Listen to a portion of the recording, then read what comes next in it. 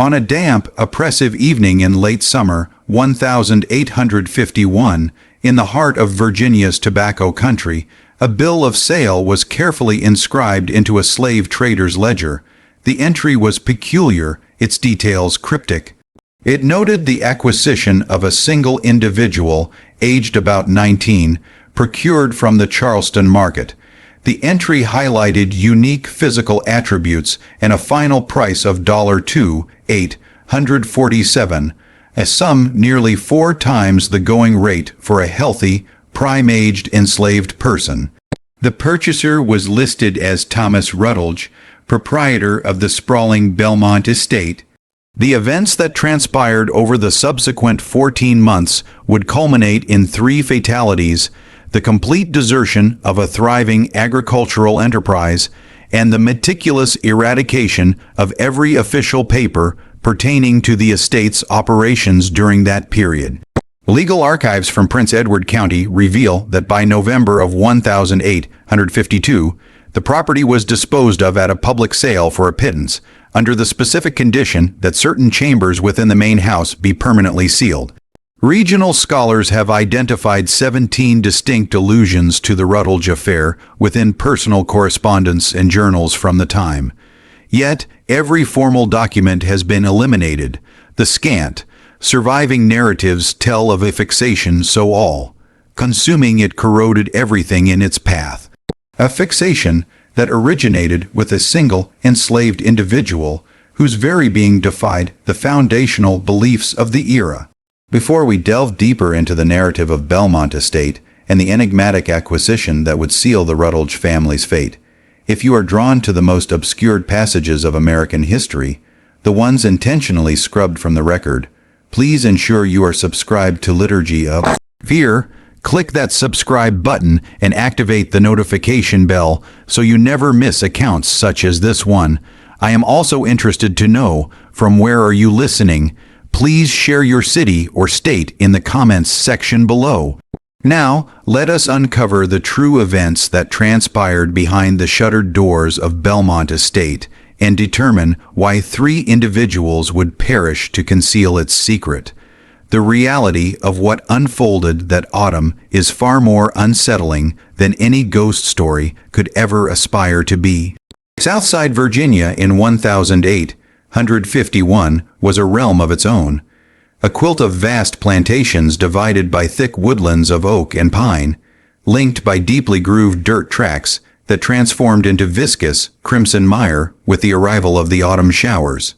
This was tobacco land, where wealth was amassed upon the labor of the enslaved, and a man's value was tallied in acres and human chattel. The very atmosphere felt denser here, saturated with moisture and the pungent scent of tobacco leaves suspended in the drying sheds. Belmont Estate was situated on the eastern fringe of Prince Edward County, a property of some 3,000 acres that had been in the Rutledge lineage since 1783. The primary residence was a Georgian-style manor of red brick, adorned with white pillars and dark shutters, impressive yet not flamboyant, suitable for a clan that valued old wealth and even older customs. 42 enslaved individuals toiled on the property, residing in a twin row of cabins stretching behind the great house like a miniature settlement of their own. Thomas Rutledge was 37 years old that season, a tall man with the refined bone structure that resulted from generations of strategic matrimony within Virginia's landowning elite. He had assumed control of Belmont 7 years prior, following his father's demise, inheriting significant debts which he had labored relentlessly to settle. By all reports, he was regarded as a severe but not exceptionally brutal master. He administered his holdings with the cold proficiency demanded of successful planters, neither more nor less compassionate than his peers in his management of those he enslaved. His spouse, Catherine, was a decade his junior, the offspring of a Richmond merchant who had accumulated his fortune in the shipping industry. She had wed Thomas in 1847, providing a considerable dowry that had alleviated the plantation's monetary strains. Catherine was deemed a celebrated beauty, slender and fair-complexioned, with dark tresses arranged in the intricate coiffures popular among Virginia's social circles. Yet there was a brittleness to her, a suggestion that she might fracture under the slightest strain. She had delivered a stillborn son in 1849, and that bereavement had altered her in manners that concerned the few individuals close enough to observe. She passed extended periods in her upstairs parlor, perusing novels and gazing through the window at the fields stretching beyond. The Rutledges lived the existence anticipated of their station. They attended Christ Church in nearby Farmville, held suppers for adjacent planters, and upheld the intricate social ceremonies that sustained Virginia's planter aristocracy. Thomas served on the county board and acted as a magistrate. Catherine orchestrated charitable organizations and managed the domestic staff with remote efficiency. Superficially, everything seemed perfectly in order. A successful plantation operated by reputable individuals who comprehended their role in the social hierarchy. But underneath that surface, both Thomas and Catherine Rutledge were profoundly discontent in ways they could never articulate, even to one another. Thomas felt a persistent void that no measure of accomplishment could fill. Catherine felt unseen, diminishing a little more with each passing day. They were two people living concurrent lives within the same dwelling, scarcely connecting, barely acknowledging each other. It was into this environment of quiet despair that the slave trader Samuel Wickham arrived on the morning of August 14th, 1851. Wickham was a regular caller at the plantations of Southside Virginia, a gaunt man with keen features and even keener eyes, perpetually attired in a black suit that had witnessed more prosperous days. He focused on what he termed specialty acquisitions, enslaved people with specific talents or uncommon traits that could fetch premium rates from discerning patrons. He had been journeying along the coastal cities for the past half-year, present at every major slave auction from Baltimore to Savannah, seeking merchandise that would captivate his most particular clients. Thomas received him in the plantation office, a separate small building where he conducted his affairs. Wickham accepted a tumbler of whiskey and engaged in pleasantries regarding tobacco prices and the political climate. There was always an undercurrent of anxiety in those days, discussions about territories and the institution of slavery that made cautious men apprehensive about the future. Then he leaned forward, his voice lowering to a more confidential pitch. "I have obtained something out of the ordinary, Mr. Rutledge, something I believe might intrigue a man of your discernment." Thomas raised an eyebrow. "I am not presently seeking additional field labor, Mr. Wickham. This is not a field hand." Wickham produced a folded document from his coat pocket, a bill of sale with detailed annotations. "This is a unique specimen procured 3 weeks ago at the Charleston market. The former owner was a medical man, a Dr. Albert Stroud, who acquired this individual from an estate liquidation in New Orleans. The slave was reared in a household, educated to a certain degree, can read and write, which is unusual, but that is not what renders this one exceptional." He paused, scrutinizing Thomas's face intently. "This slave is what medical men term a hermaphrodite, born with the physical attributes of both male and female. It is a genuine medical rarity, the sort of phenomenon one encounters perhaps once in 1,000 births. Dr. Stroud recorded the condition before his passing. The slave is presently in good health, youthful, perhaps 19 or 20 years of age. I am prepared to offer it for sale to the appropriate buyer for the correct price." Thomas experienced an internal shift, a sensation akin to falling. Both male and female, neither one thing nor the other, a perfect ambiguity. The slave has been conditioned since infancy to submit to medical inspection. Wickham continued, "Dr. Stroud ensured complete compliance. It comprehends its unique nature and has learned not to resist examination." Wickham's smile turned knowing. "I am asking $2,840. $7, which is considerably above the standard rate, but contemplate what you are acquiring. This is a genuine phenomenon and beyond any scientific interest. He let the sentence linger in the air. Thomas felt his mouth become dry. He thought of Catherine upstairs, staring through the window at nothing. He thought of his own suffocating sense of emptiness. I would need to inspect the slave first.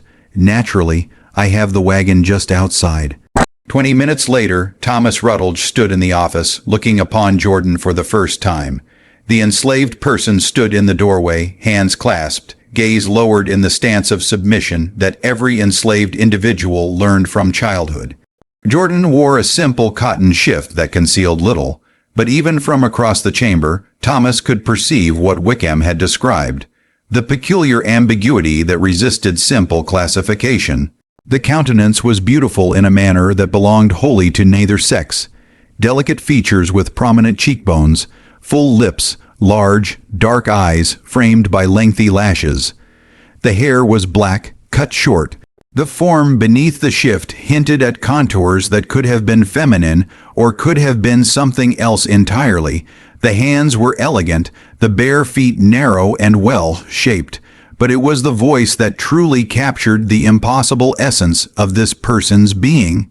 When Wickham instructed Jordan to speak, what emerged was a tone pitched somewhere between male and female registers, belonging completely to neither. My name is Jordan, master. I am 19 years old. I can read, write, and cipher. I have been trained to submit to medical examination without resistance. I am obedient and willing to serve. The words were clearly rehearsed, delivered with the flat effect of someone who had learned to suppress all individuality. But Thomas detected something beneath them, a quiet intellect, an awareness that this person understood precisely what they were and what was being transacted. Thomas stared, incapable of looking away from this person, who seemed to inhabit some impossible space between classifications. He felt a fascination burgeoning within him that he did not entirely comprehend. A necessity to grasp this mystery standing before him. "I'll take it," he heard himself say. The transaction was concluded within the hour. Wickham accepted a bank draft, surrendered the documents, and departed with the satisfied air of a man who has concluded an exceptional sale. Thomas stood alone in the office with his new acquisition, feeling thrill and disquiet in equal measure. "Come with me," he said finally. "I must decide where you will be quartered." He did not take Jordan to the slave quarters behind the main house. Instead, he guided the slave to a small cottage situated at the perimeter of the formal gardens, a structure that had once accommodated his father's valet, but had remained vacant for years. It was secluded enough for privacy, yet near enough to the main house to be accessible. "You will remain here," Thomas stated. "I will summon you when I have determined your duties." Jordan stood in the center of the cottage single room, hands still clasped, face inscrutable. "Yes, master." Thomas returned to the main house, his mind racing. That evening during supper, he informed Catherine about the acquisition, selecting his words prudently. He depicted Jordan as an unusually educated domestic slave with a unique background, purchased as a potential addition to the household staff. Catherine displayed little initial interest, picking at her food. "If you believe it is necessary, Thomas." The slave possesses uncommon characteristics. The prior owner was a physician who valued the slave for medical reasons. It might be advantageous to have someone with such training in the household. Something in his tone prompted Catherine to look up, examining his face. What manner of characteristics? Thomas hesitated. It is challenging to elucidate. Perhaps you should see for yourself.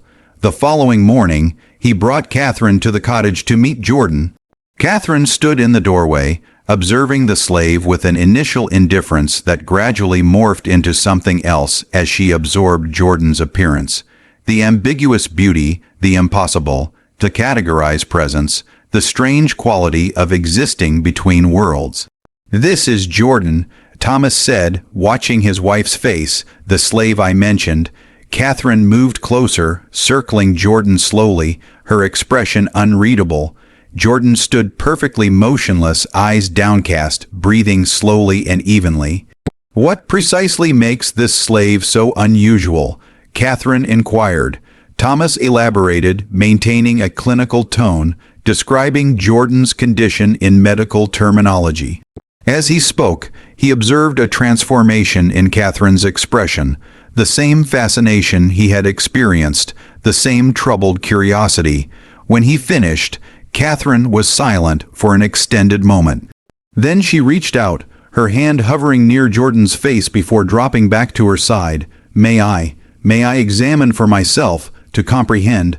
Thomas felt his heart begin to accelerate. "If you wish." What occurred in that cottage over the subsequent hour would signify the commencement of their decline. Catherine's examination began with clinical curiosity, studying Jordan's face, the slave's hands, inquiring about Dr. Stroud's documentation, but gradually, almost imperceptibly, it evolved into something else. Something neither Thomas nor Catherine could have identified, but both recognized. When they finally departed the cottage and returned to the main house, they did not speak of what had transpired. But that night, for the first time in months, they came together in their marital bed, drawn to one another not by affection or fondness, but by a shared secret, a shared fascination with the impossible person who now resided in the cottage beyond their garden. It was the beginning of an obsession that would consume them both. The autumn of 1851 in Prince Edward County introduced cooler temperatures and the strenuous labor of the tobacco harvest, but inside Belmont Estate, something far more disquieting was taking hold.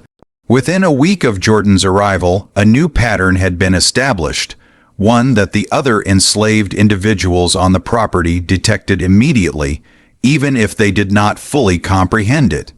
Jordan was relocated from the cottage to a small chamber on the third level of the main house, formally designated as Catherine's personal maid.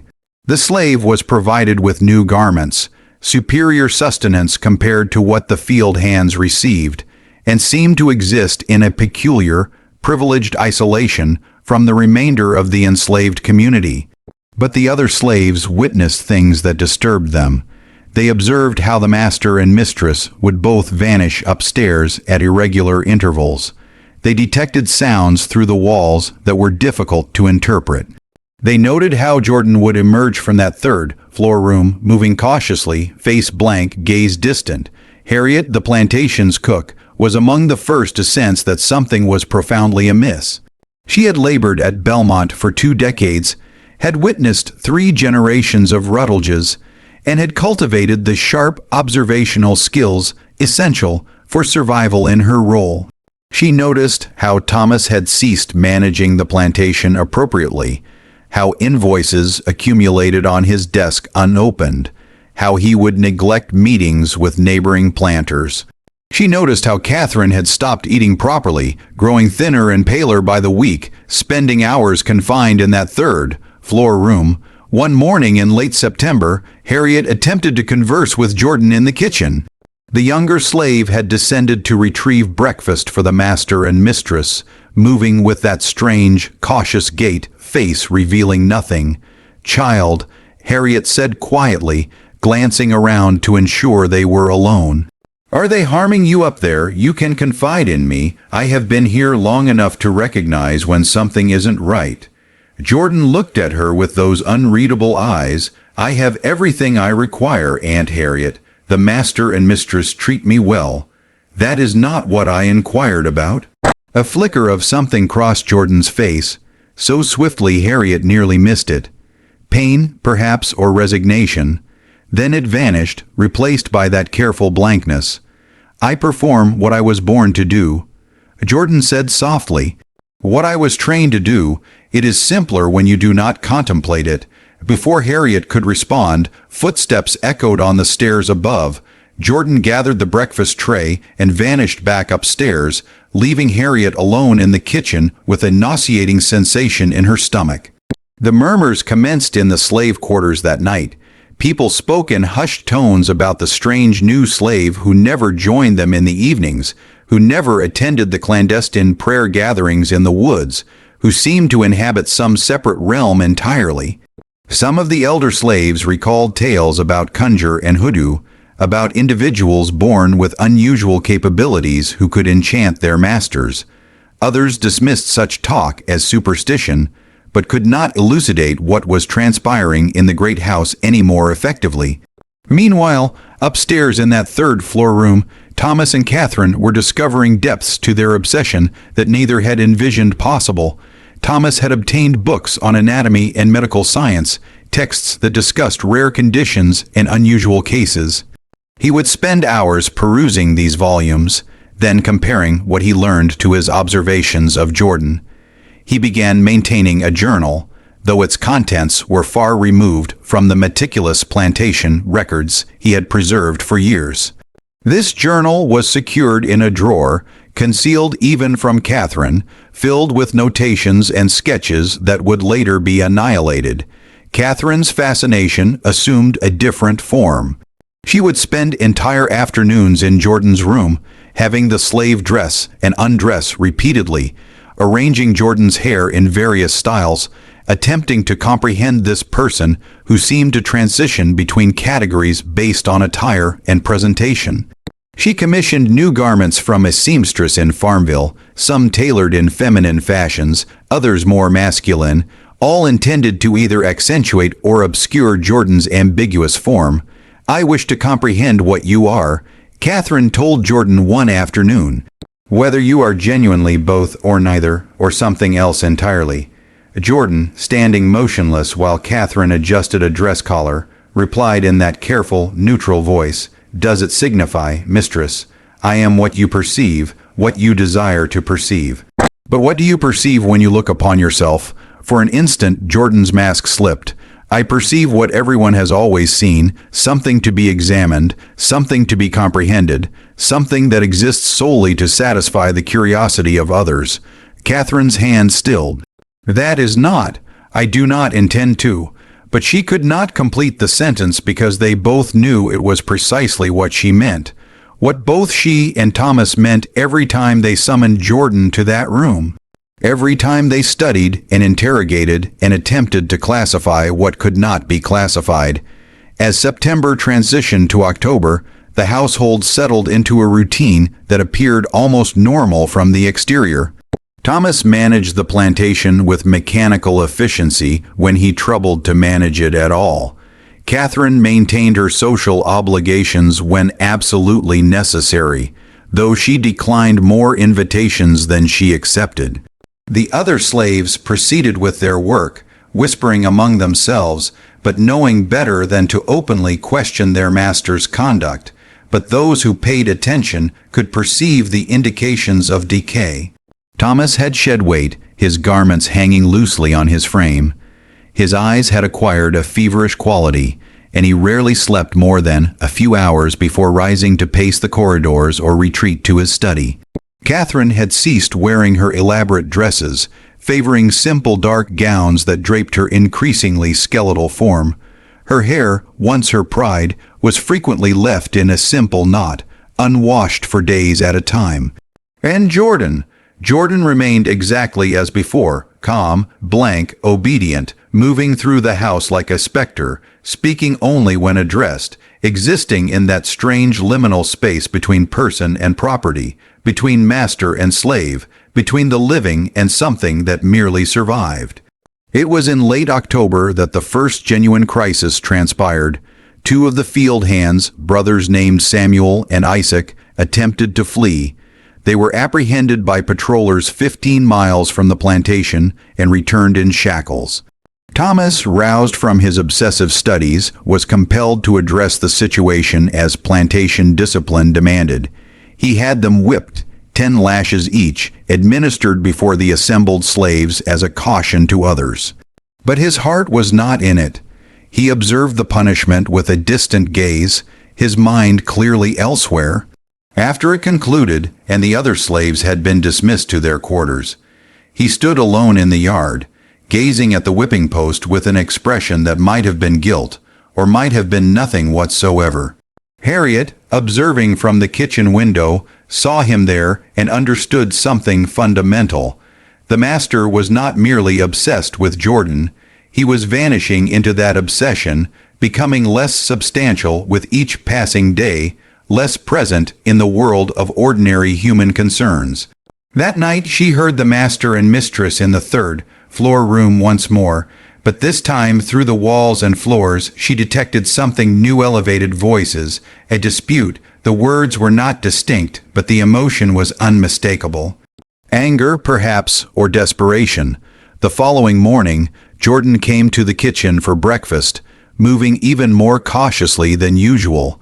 Harriet had said nothing, but when their eyes met across the kitchen, she perceived something in Jordan's expression that chilled her to the marrow. It was the look of someone who knew exactly how this would conclude and had resigned themselves to it. November arrived with unseasonably frigid winds that stripped the final leaves from the trees and sent the enslaved workers scrambling to prepare for winter. But inside Belmont Estate, a different variety of cold had settled. The icy atmosphere of a household disintegrating at the seams. The plantation was faltering, not overtly, not yet, but those who understood such matters could perceive the signs. Fields that should have been sown with winter wheat lay fallow. Fences required mending, but remained broken. The tobacco from the prior harvest sat in the barns, much of it unsold, because Thomas had failed to negotiate contracts with buyers in Richmond. Invoices accumulated on his desk, many unopened, some months overdue. Neighboring planters began to take notice. They remarked among themselves about Thomas Rutledge's absence from church, his failure to attend county board meetings, the manner in which he would accept dinner invitations and then send his regrets at the final moment. Some attributed it to sorrow over his wife's continued poor health. Others whispered about financial difficulties or drink. None of them guessed the truth because the truth was too peculiar for their world to accommodate. Catherine had ceased even pretending to maintain her social obligations. She rarely departed the main house, and when she did venture out to the garden or the adjacent paths, she moved like a woman walking in her slumber. Her friends from the charitable societies stopped calling after their visits, were repeatedly turned away by servants with polite excuses. The minister from Christ Church came once to inquire after her health, and was informed she was indisposed. He departed looking troubled but did not return. The enslaved people on the property comprehended, in the manner that the powerless always comprehend the powerful, that something was profoundly wrong. The carefully maintained distance between master and slave had deteriorated in ways that made everyone uneasy. Thomas no longer inspected the work or issued clear directives. Catherine no longer supervised the household with her former efficiency. The plantation operated on momentum and the initiative of the slaves themselves, who understood that their survival depended on maintaining routines even when their masters had abandoned them. And then there was Jordan. The other enslaved individuals had initially regarded Jordan with suspicion tinged with fear. This outsider, who had been brought in from elsewhere, who dwelled in the great house, who seemed to possess some inexplicable influence over the master and mistress. But as weeks turned to months, suspicion evolved into something closer to pity. They saw how Jordan existed in a form of prison, isolated from the community in the quarters, confined to a role none of them could fully comprehend but all recognized as deeply wrong. Some of the women attempted to reach out. Delia, who had been Catherine's maid before Jordan's arrival, approached the younger slave one afternoon when they chanced to pass in the hallway. "If you require anything," Delia said quietly. "If you need someone to converse with, or, I do not know, just know you are not alone here." Jordan looked at her with those careful, guarded eyes. "Thank you, but I am alone. We all are, ultimately." The response was delivered without self-pity, simply as a statement of fact. Delia watched Jordan continue down the hall and felt a profound sadness that had nothing to do with her own circumstances and everything to do with recognizing suffering she was powerless to alleviate. By late November, Thomas had begun to withdraw even from Jordan. The nightly visits to the third floor room became less frequent. He would spend long hours in his study instead, consuming whiskey and staring at the locked journal he no longer wrote in, as if the answers to questions he could not articulate might somehow materialize in its pages. Catherine filled the void. She spent entire days in Jordan's room now, scarcely eating, scarcely sleeping, locked into an obsession that had consumed whatever else had once existed in her life. She would converse with Jordan for hours, rambling monologues about her childhood in Richmond, her marriage, the infant she had lost, her sense that she had somehow failed at the fundamental task of being a woman. Jordan listened with that same careful attention, responding when required, offering no judgment or solace. Occasionally, Catherine would fall asleep in the chair by the window, and Jordan would cover her with a blanket and sit perfectly still until she awoke hours later, disoriented and confused about her whereabouts. "Why do you remain?" Catherine inquired one afternoon. "You could flee. Samuel and Isaac attempted. You are intelligent enough to have a better chance than they did." "And go where, mistress? I was born marked as different.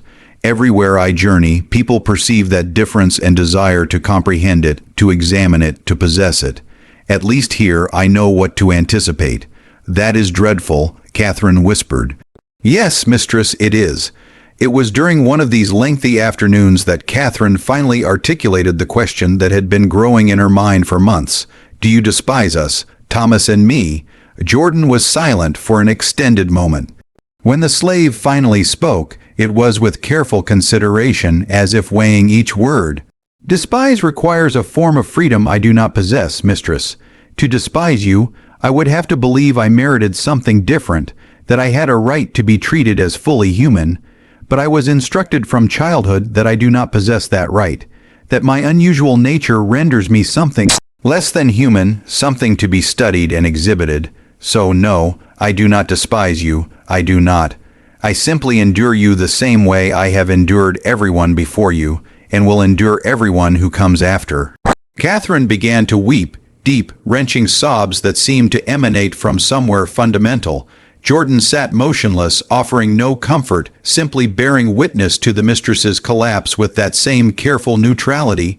When Catherine finally composed herself, her face was blotchy and her eyes were crimson. "I believe we are destroying ourselves," she said, "Thomas and I. This obsession with you, it is like a sickness consuming us from within. Yes, mistress, and you are merely observing it occur." "What else can I do?" Catherine had no response. The crisis that had been accumulating for months finally reached its climax on December 15th, when Dr. Edmund Carlyle arrived at Belmont Estate. Dr. Carlyle was a physician from Richmond, an old acquaintance of Thomas's father, who had written to Thomas weeks earlier, offering condolences on some business difficulties he had heard about through mutual contacts. Thomas, in a moment of weakness and desperate need to validate his obsession, had written back mentioning his acquisition of a medical curiosity and inviting Carlyle to visit and offer his professional assessment. He arrived in the afternoon, a portly man in his 60s, with white mutton chops and the confident bearing of someone who had spent 4 decades being deferred to as an authority. Thomas greeted him with an enthusiasm that seemed forced, almost manic. Catherine remained upstairs, claiming a headache. They dined together that evening, and Thomas spoke with barely controlled excitement about Jordan, cautiously at first, employing medical terminology and discussing the rarity of genuine hermaphroditism, but gradually becoming more animated, more revealing of his fascination. Carlyle listened with professional interest that slowly shifted to something more troubled as the evening advanced. "I would be very interested to examine this slave," Carlyle said finally, "if you are amenable, of course. That is why I invited you. I value your expertise, your professional evaluation of the situation." Something in Thomas's voice made Carlyle pause. The situation. Thomas seemed to catch himself.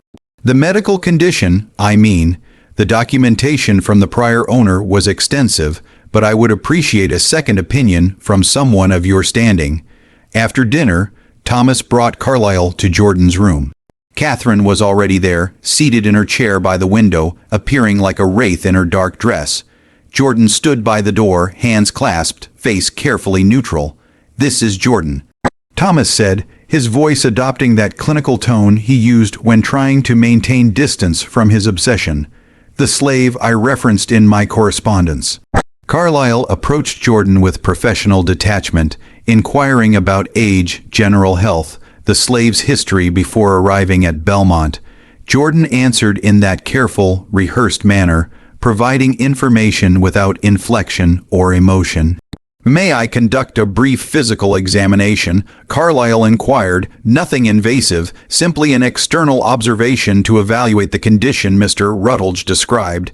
Jordan glanced at Thomas, who nodded. "Of course, Doctor." Jordan is accustomed to medical examination.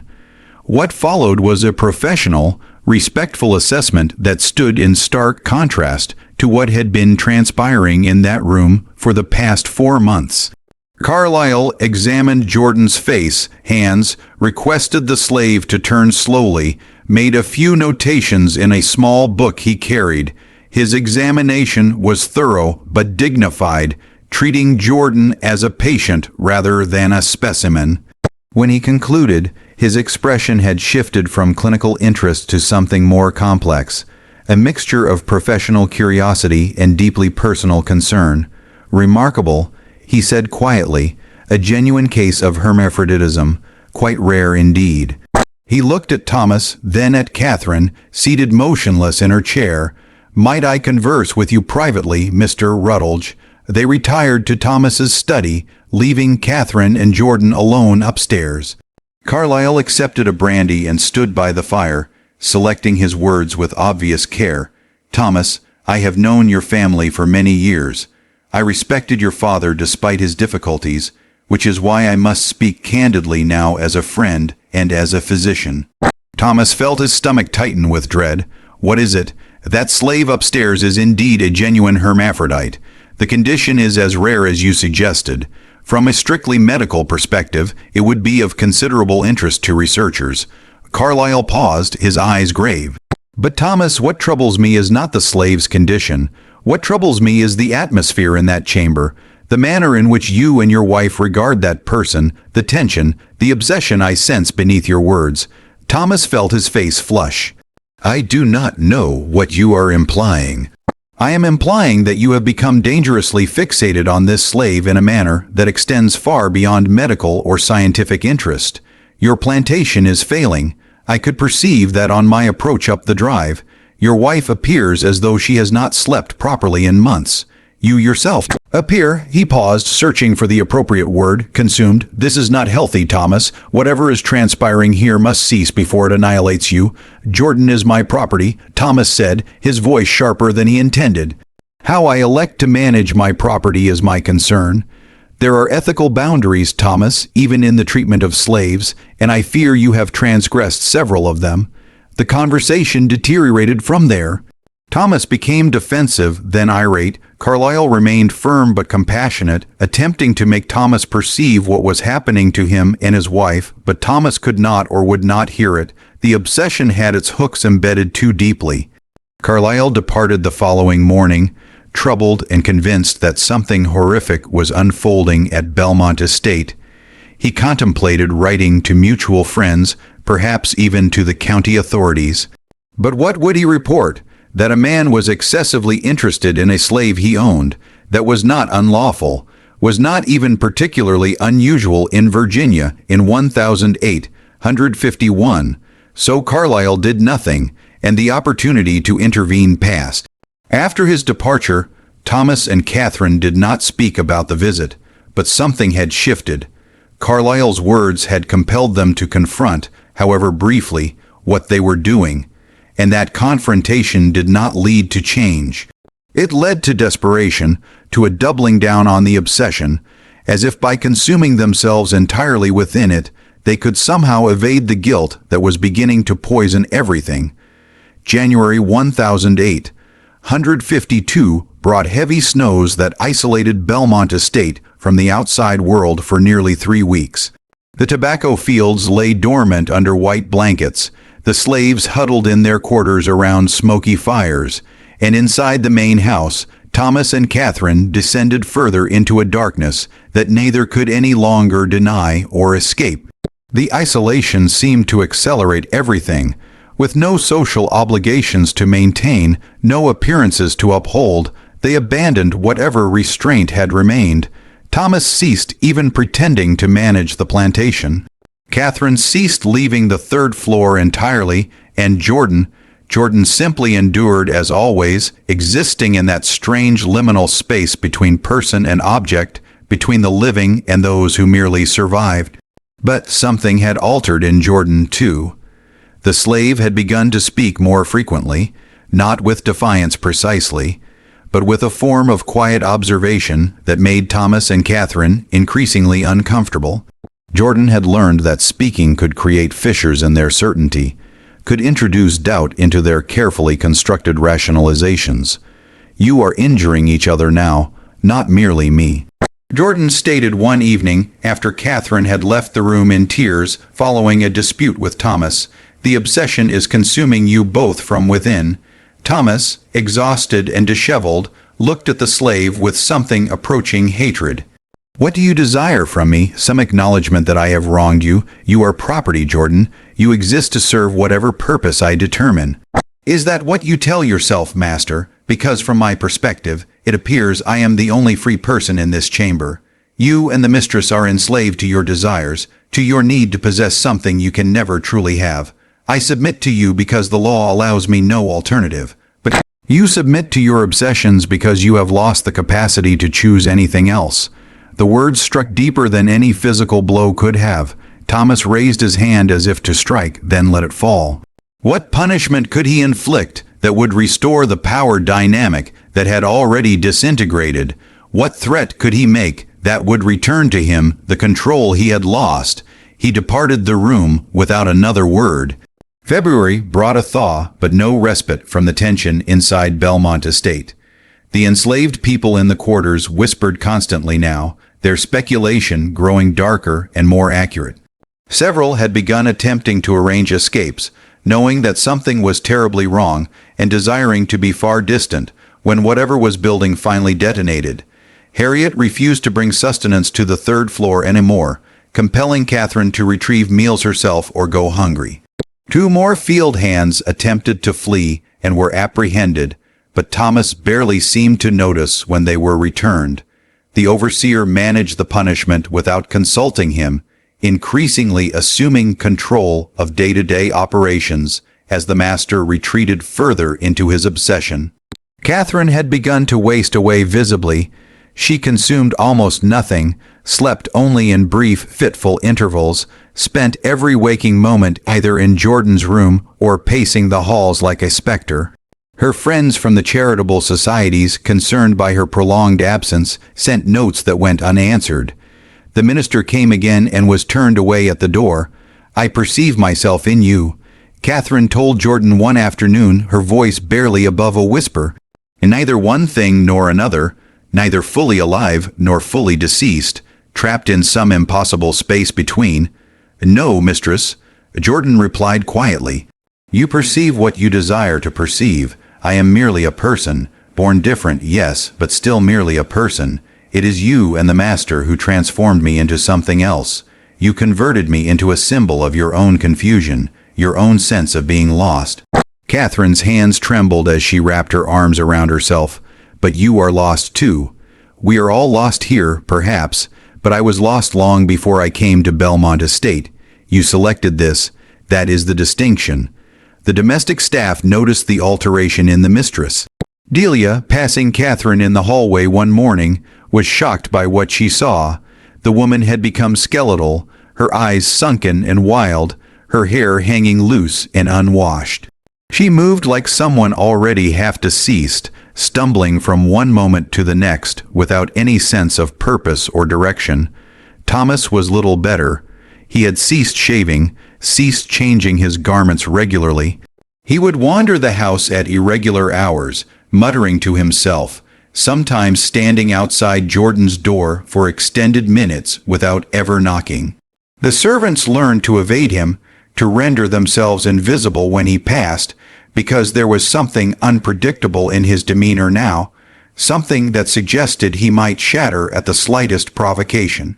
The whispers in the slave quarters had evolved from speculation to certainty. Something horrific was going to occur.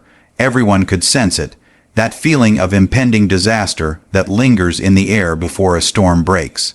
People began making preparations, concealing small caches of food, mending shoes in anticipation of fleeing, having quiet discussions about which direction offered the optimal chance of reaching free territory.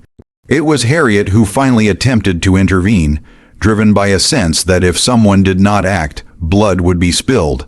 She located Thomas in his study late one afternoon, staring at nothing, a tumbler of whiskey forgotten in his hand. She stood in the doorway, gathering her courage, knowing that what she was about to do could result in her being sold away or worse. "Master Rutledge," she said quietly, "I must speak plainly with you." He looked up slowly, as if returning from somewhere very distant. "What is it, Harriet?" "This matter you and the mistress have proceeding with that slave, Jordan. It is not right, sir, and it is killing all three of you. I can observe it occurring day by day. You must release that child, sell Jordan away, dispatch that slave elsewhere before this entire household comes crashing down." Thomas stared at her for an extended moment. She braced herself for his anger, for punishment, for the violence that masters could inflict on slaves who spoke out of turn. But instead, something crumbled in his expression, and for just an instant she saw the truth inscribed plainly on his face. He knew she was correct, knew precisely what was happening, and was powerless to halt it.